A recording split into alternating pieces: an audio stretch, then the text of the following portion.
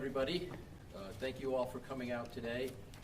As I had indicated this morning, we're going to continue to give you updates on the water main break that we have now on Thomaston Avenue.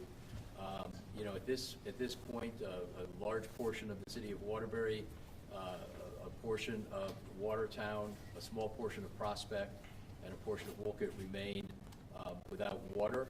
We've got about, I think, 25% of the city is currently getting water through a gravity-fed line that runs basically along the Naugatuck River. So the low-lying areas of the city, including downtown, now have some water pressure in place now. I would remind everybody that because the pressure dropped across the city last night, the water, you should not drink the water until we have had it tested once we get the system up and running. In the meantime, if you do have water, the only way you can consume it is if you boil it, and I would recommend strongly that you go to the health department's website. They have instructions for how to boil it to make sure that it is safe to consume. We are looking at doing this afternoon at trying to isolate the system at Huntington Avenue, which would allow us to re-energize the Bunker Hill area. It would also affect Waterbury Hospital. In the meantime, and that will also allow the water to drain out of the pit where the failure has occurred, so that we can analyze better what actually happened there and what we need to do to repair it. As of right now, there is still water flowing in there because the water is just backing up throughout the rest of the system. So we're hoping with Huntington Avenue, which we should have in place starting around, we'll be able to start putting the tower in to shut it off around 3 o'clock this afternoon. So, but with that, I'm going to ask our water superintendent, Brad Millay, to come up and just talk about what's going on with the system right now and where we see it going shortly. Thank you, Mayor. My name is Brad Millay. I am the superintendent of water for the city of Waterbury. Right now, we do not know what is underground. We plan on getting underground later today to assess the damage to the pipeline. We do have parts en route to the city of Waterbury on trucks right now. Even though we don't know exactly what we're going to need, we're trying to get ahead of the problem. We've probably ordered more than we are going to need, but I want to be ahead of what's going on without knowing. The city is being fed, as the mayor said, by a 12-inch bypass on the gravity side. We're doing everything we can to get water to the west side in Bunker Hill and the hospital. Moving forward, we will be working round the clock, 24 hours a day, with our construction crews, the water department crews, National Guard, everyone here that is here to help us to try and fix this problem. I would like to be able to say that once we get into ground, it will be an easy repair. I just don't know that that's the case. So I am planning for the worst case scenario, and I'm ordering parts for the worst case scenario, and hopefully it's not that. That's where we are right now. Thank you. One of the other things I can tell you about the situation right now is because so much of the city doesn't have water, we're unsure as to when it's going to get back on. We're not going to have a better idea of what's in the ground till at least much later today, and it is unlikely that any repairs can be effectuated by tomorrow. The school will be canceled for Monday. We just, between the water not getting to some of the schools, the heating systems that run on steam, all become a problem. So we've made the decision to cancel school on Monday. The other issue that we're very concerned about at this point is getting potable water to all of the folks of Waterbury who need it.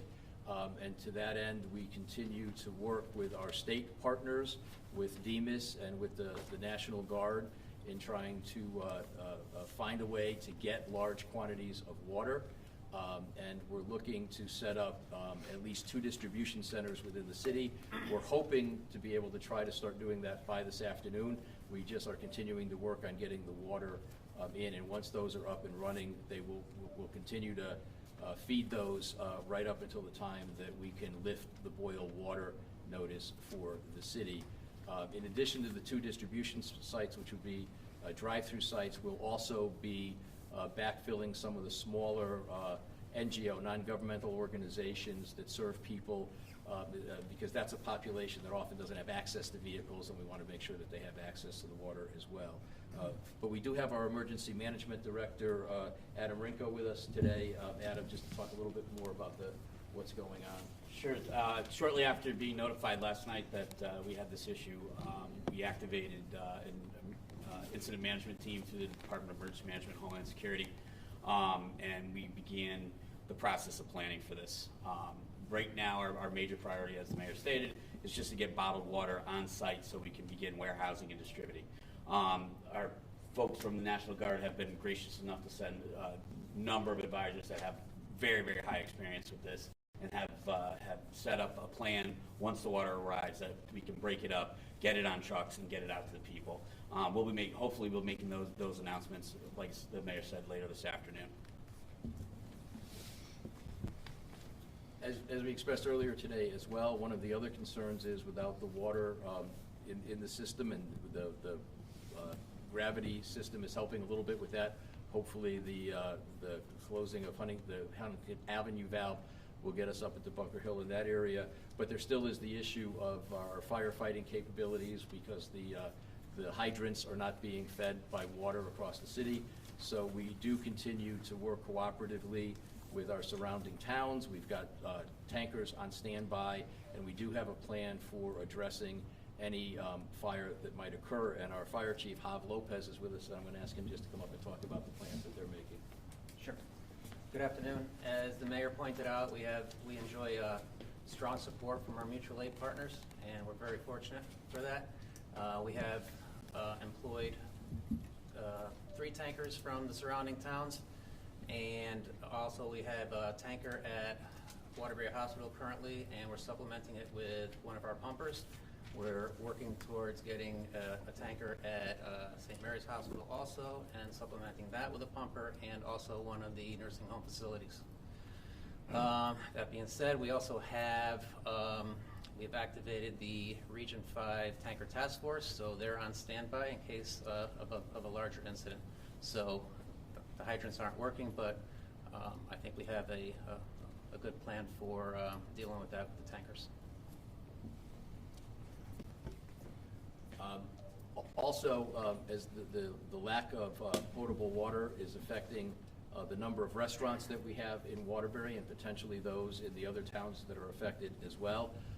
At this point, any facility that serves food and prepares food, because the entire city, the entire system lost pressure last night, even if they currently have water pressure, should not be serving food until such time as we can lift the boil water notice. And our health department has been reaching out. We've been sending sanitarians out to the restaurants to have that conversation with them. But we want to make clear that at this point, the restaurants within Waterbury and the small portions of Watertown, the Prospect and Wolcott that may have been affected by the loss of water or a part of the Waterbury system, you need to wait until the boil water notice is lifted to be able to start serving that again. And we do have our health director, Aislinn McGurkin, with us today. She can just talk a little bit about the work that they've been doing with the restaurants. Thank you, Mayor. We've been working collaboratively with restaurants all morning. Our sanitarians have been out making themselves available for guidance and direction as to how to prepare food. Food that's fully prepared and packaged can be distributed. However, any food that has to be prepared by hand, those operations must cease. We are lucky to have the strong support of the Department of Public Health. Deputy Commissioner Morrissey is here to join me and is available for questions at the end also. Thank you. Good morning. As you can imagine, an incident of this scale and scope does require multiple agencies to respond. Mayor, I would like to thank you for the leadership that you displayed, as well as your team, for the rapid notification to the state. That allowed us in the wee hours of this morning to start deploying and standing up our teams at the Department of Public Health. Our response primarily involves, as Aislinn said, one in the environmental health sector, supporting local health departments with their efforts in reaching local restaurants, as well as healthcare providers, to make sure that they understand that you cannot use the water during this time. We're under a boil water advisory. In addition to that, the Department of Public Health also supports all of the healthcare institutions within the city. So that also entailed making sure that we were supporting our local hospitals, our nursing homes, and all of the other licensed facilities to ensure that they had sufficient water to continue their operations, and if not, working together with the Department of Emergency Management and Homeland Security, as well as with the city of Waterbury, to ensure that we were able to get potable water to those institutions. Thank you.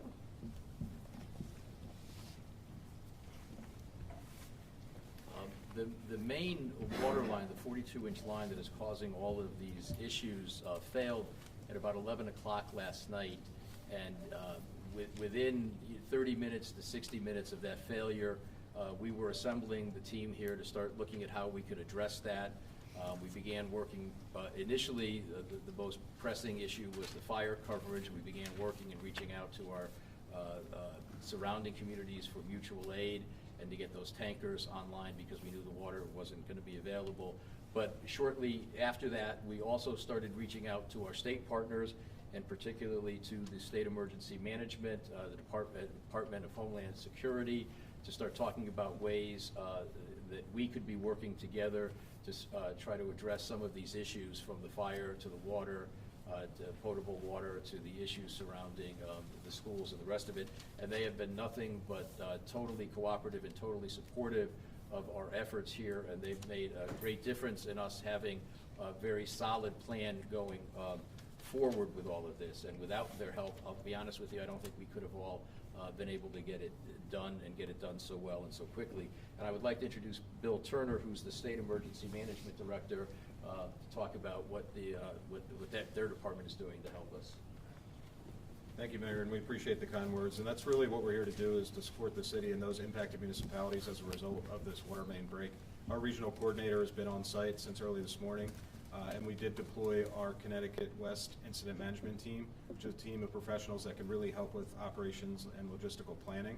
So our priorities right now, in addition to working with the National Guard on site, is to develop the plan once we confirm that we're getting shipments of water in, to be able to open those points of dispensing.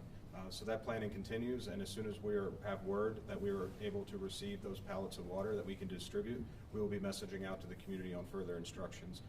In addition, we have put out through the Connecticut Warren System, which is the Water Area Resource Network. It's basically a statewide mutual aid network of water and wastewater providers.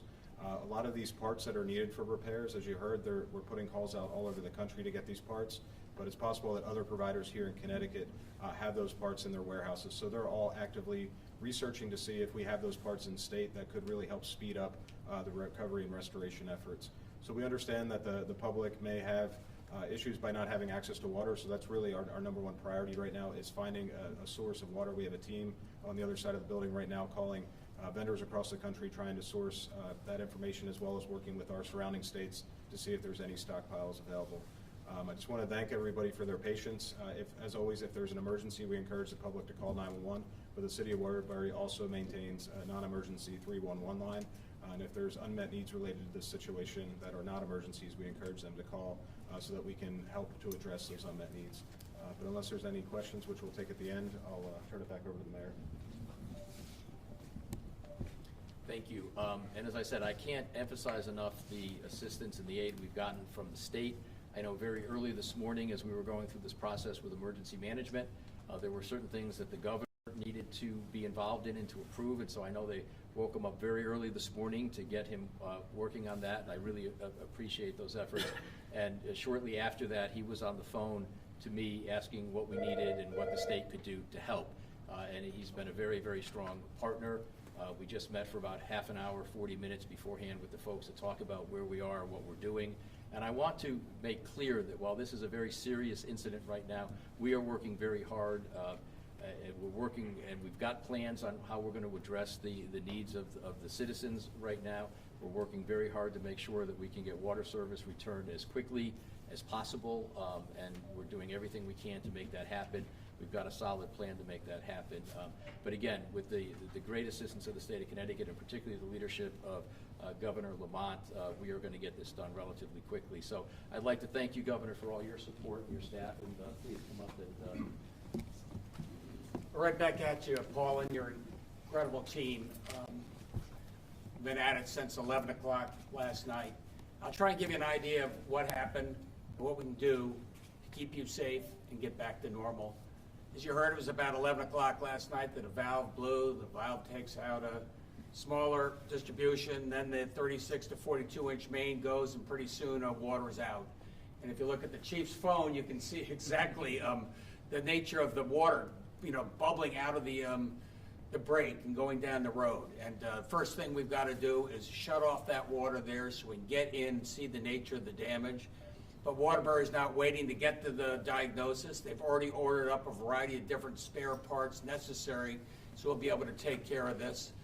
Along the way, they got in place a 12-inch main, so we can at least provide some water support to the people who are downstream, do what we can to keep you safe.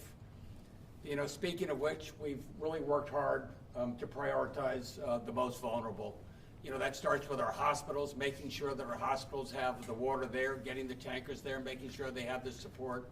For sure, Waterbury Hospital right now is open and will be open, doing everything we can to keep that.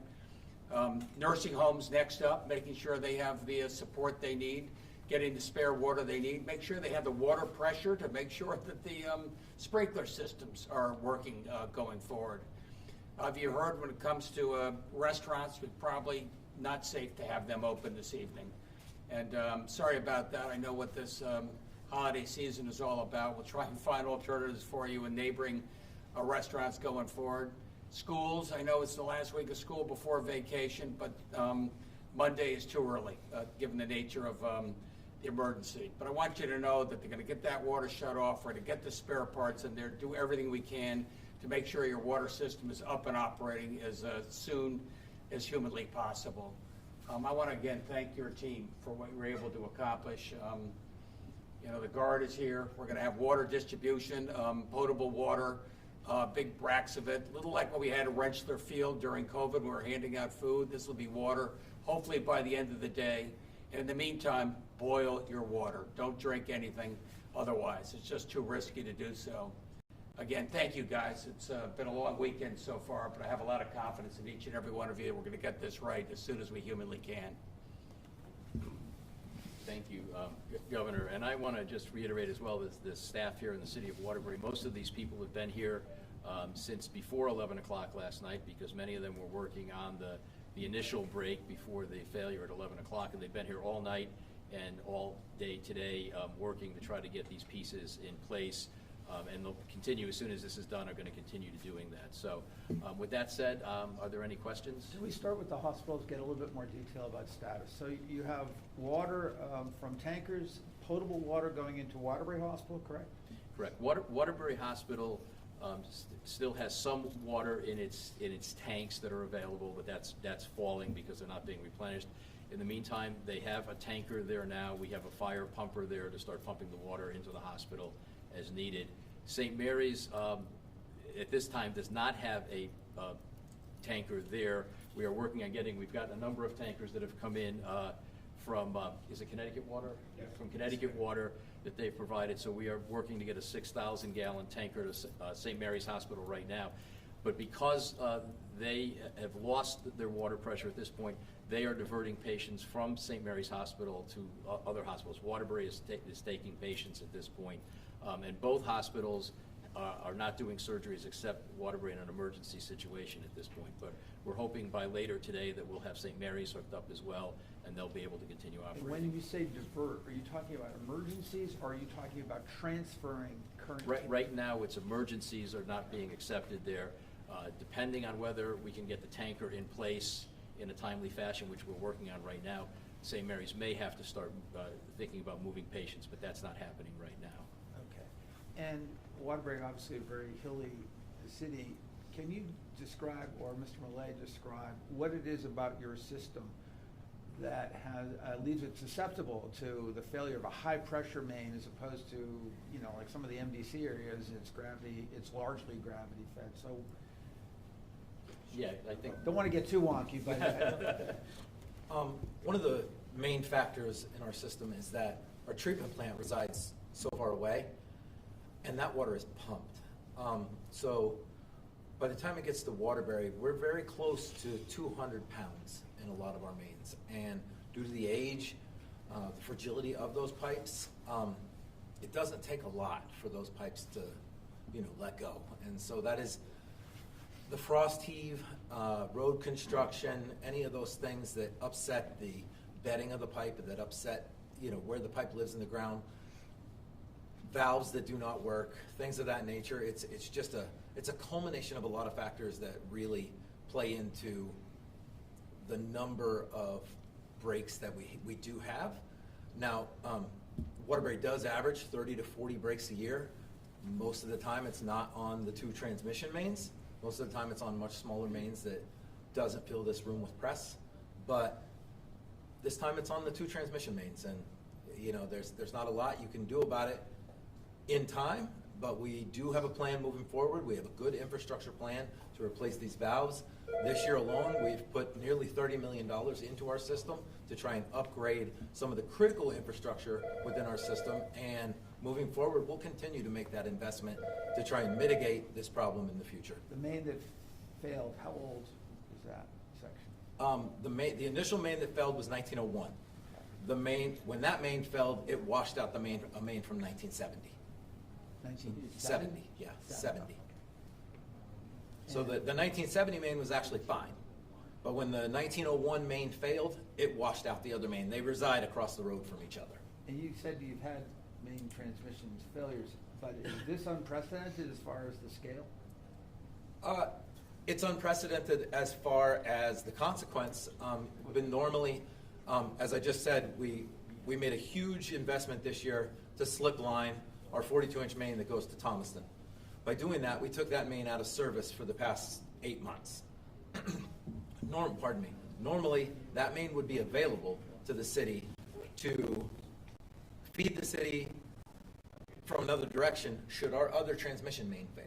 So this summer when we had the break on Huntington, we didn't have a backup main. So that's why we lost water. Today, we still don't have a backup main. That's kind of why we're losing water. It's when all 3 mains are working the way they should work, there's a redundant supply in the city of Waterbury, and you're able to more adequately do maintenance. You're able to more adequately make repairs without affecting a lot of people. We're not in that situation right now. However, the 42-inch main that is being slip-lined is scheduled to go back in soon. And there may be 1 or 2 of us in the room who don't know what slip line means. Slip-lined is we have a 42-inch concrete pipe, and we're pulling a 38.5-inch plastic pipe through the middle that's 3 inches thick. And that holds a pressure of about 450 pounds, which is well above what we'll ever see. But the problem with the Thomas Avenue main, as we all saw the video last night, is when it lets go with veracity. And it takes houses out, and it takes cars out, and it's a dangerous thing. So what we've done now is we've gone from the park downtown, or down at Chase Avenue, all the way up past Thomaston, and lined that with a safer alternative. So you're not going to have those breaks in the more heavily populated parts of the city. You're not going to have those problems with that part of the main, and we'll continue to invest in that infrastructure moving forward. Rome's not built in a day, and you can't take the whole city offline to fix, to upgrade what you have. You have to do it in small pieces, and that's what we're doing in the city. And we just unluckily got caught this year with a couple bad breaks on our transmission mains. And how far along in the system have you been able to do the upgrades with the slip line? The slip line is fully in the ground. It's nearly 10,000 feet in the ground. We had planned on pressure testing that on Monday and chlorinating it, and samples were going to go out next week to clear it to be put back in use. Now that schedule might get a little altered due to the nature of the break that just happened last night. But the main is in the ground. It's completed. Now it's just the final steps need to happen. And the need to boil water when there is a failure, what happens? Is there an inflow of untreated water? What is it that happens that now requires people who still have some water pressure to boil? Well, the state regulation is that if you lose below 25 PSI at your faucet, or if you go completely empty in your home, that issues a boil alert because you've introduced oxygen and air into your system You can talk more about this? if you'd Sure. like. Yeah. No, I will say that was exactly correct.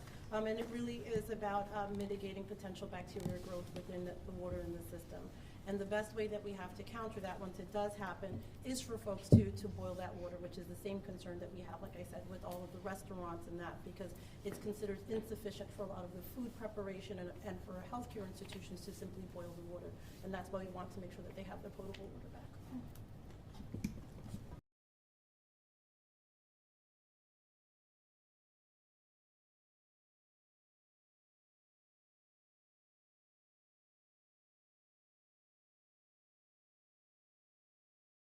The boiled water is do not drink or cook with the water. I don't know why a car wash facility would need to shut down at all.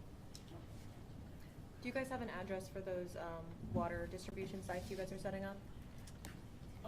Once, not at this point. We'll be announcing those once we have the water in place and we're ready to start the distribution. So we don't want people to start showing up before the water's prepared, and we're working with our partners to make sure we can get sufficient amounts of water. We're looking at a maximum of about 300,000 gallons a day, if every person in the city of Waterbury is looking for water. So we want to make sure we have those set up before we have people start showing up for those. But And we'll be announcing them hopefully later today. So hopefully by the end of the day, there will be something We set up. will have something set up and we'll be able to announce it. Thank you. Big picture as far as the state of the infrastructure, the challenges that your city, other cities have had with stuff that's 1901. What's the big picture on that as far as long-term plans, and are there specific challenges to Waterbury, given the age of the infrastructure? Well, the challenge here is the age of the infrastructure. When you're talking about a system that is 100 years old, it's and underground where no one can see it, it starts to create issues. We have been going through and upgrading the system as we can. As Brad said, $30 million last year. A portion of that is the Thomason Avenue relining that's going on. We've been doing work throughout downtown and doing streetscapes. We've redone all of the infrastructure on those roads as we're going along. We have plans to continue along West Main Street in the coming year to redo all of that infrastructure underground. And so we're going through it piece by piece, especially as we're doing other work in the city. The problem is that even if you had enough money to do it all at once, you cannot simply replace the entire system at once because you'd have to shut it down. So you have to do it in discrete parts. The issue we're having right now is the main line on Thomason Avenue needed to be relined. That's the one that's given us the most trouble. But that means that we now only have one other pressurized line coming into the city. So when you have a problem, you don't have that backup, that redundancy that would normally help us out in these circumstances. That's it's probably a one-time problem for us, because once that Thomason Avenue line is relined, it's going to be good for another 50, 70 plus years. In a perfect world, how much of this stuff would have been done 50 years ago? All of it. Some of it 50 years ago was brand new. Some of the lines like Thompson Avenue were actually put in the 1970s. But but underground utilities are difficult because there's not a normal regular maintenance you do without ripping up the streets as in the regular course of business. But we're going to have to come up with a plan that we make sure we're staying on top of these things. The biggest problem that we have that causes the most trouble, frankly, are the valves, because you could isolate breaks and leaks along the way that would have the most minimal impact. The problem we have is that we get to a lot of these valves, and we go to tighten them and shut them, they don't work. We can't get them closed, and so we have to spread the bigger and bigger areas that get affected by it. And that's part of the problem that we're having here. There are a number of valves, in the area that we might have been able to close that simply aren't working.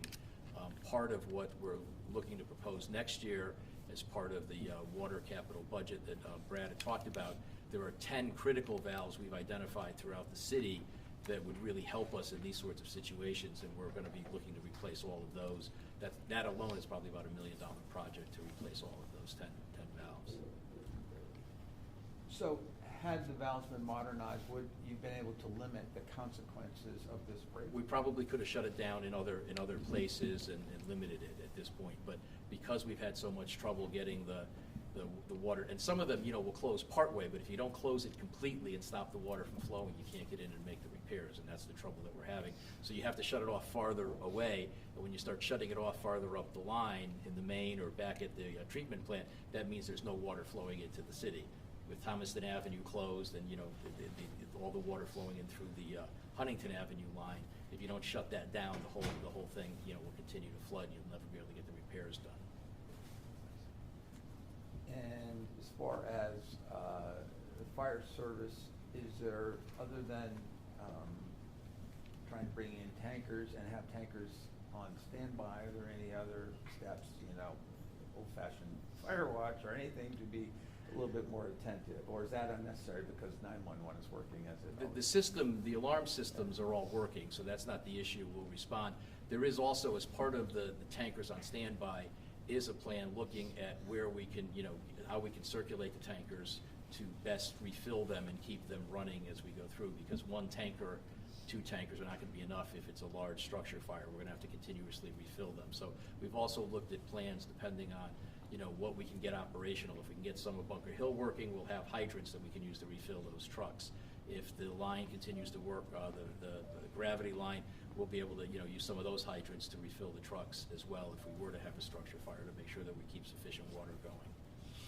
And where is the water treatment plant? You mentioned it, it's a good distance. It's in Watertown. Yeah, oh, it actually isn't much. It's in Watertown. Yeah, what's it, about 7 miles? Yeah. It's about 7 miles away. So the water it comes from Goshen and Warren and far up there. That's where the reservoirs are. And those then come through where they get treated at the treatment plant in Watertown, and then they flow 7 miles down to Waterbury. So it's quite a long way that they come before they actually start getting distributed here in the city. We had the founding fathers of Waterbury. It was a heavy industrial town and used a lot of water. Had the foresight to buy a number of reservoirs. The good news is we have a very sufficient supply of water. At this point, we have an excess of 300 days worth of water before we start having any kind of problems. You mean in the reservoirs? In the reservoirs, yeah. If we only we could get it to Waterbury, we wouldn't have this problem. But. No one's made a pun yet about the name of your city. We'll let it go. What's that? All right, and I gotta ask, is there any relation whatsoever to any of the complications in the dispute Waterbury and Watertown have been having? That No, does not affect that does not affect operations. us at That's all. been just finance, right? That was just finance, how one sets the bills and makes charges for water.